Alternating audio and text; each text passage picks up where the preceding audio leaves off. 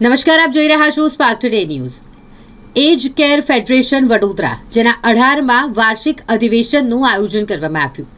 અકોટા અતિથિ ગૃહ ખાતે આ ખાસ આયોજન થયું હતું। આ સંસ્થા દ્વારા ઉંમરલાયક લોકો માટે ઘણા વર્ષોથી કામ કરવામાં આવી રહ્યું છે। આ સંસ્થાના લોકો ભરૂચ, સુરત, આણંદ અને અલગ અલગ જિલ્લાઓમાંથી કાર્યક્રમમાં ઉપસ્થિત રહ્યા હતા, જેમાં સિનિયર સિટીઝનોનું સન્માન કરવામાં આવ્યું। સંસ્થા સિનિયર સિટીઝનો માટે હંમેશા તેમની મદદ કરવા તત્પર હોય છે। આ સંસ્થામાં 800થી વધારે લોકો જોડાયેલા છે અને જેના 18માં વાર્ષિક અધિવેશનનું આજે આયોજન કરવામાં આવ્યું હતું। આજનો કાર્યક્રમ એ એજ કેર ફેડરેશનના ટ્રસ્ટના નામે છે।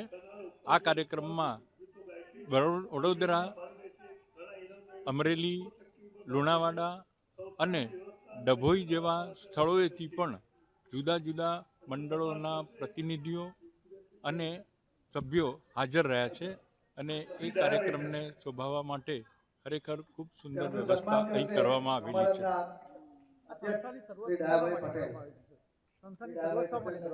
શું કહો છો?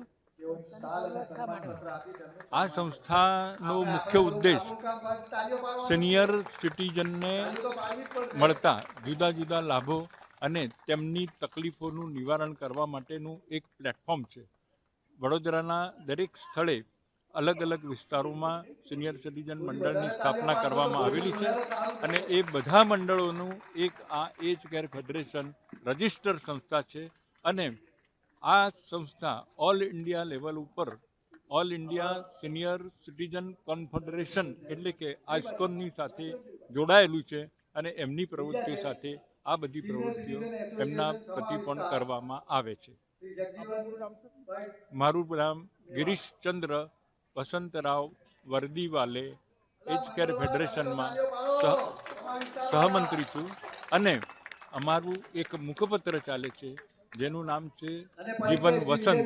તેનો હું અત્યારે કાર્યકારી તંત્રી તરીકે કામ કરું છું।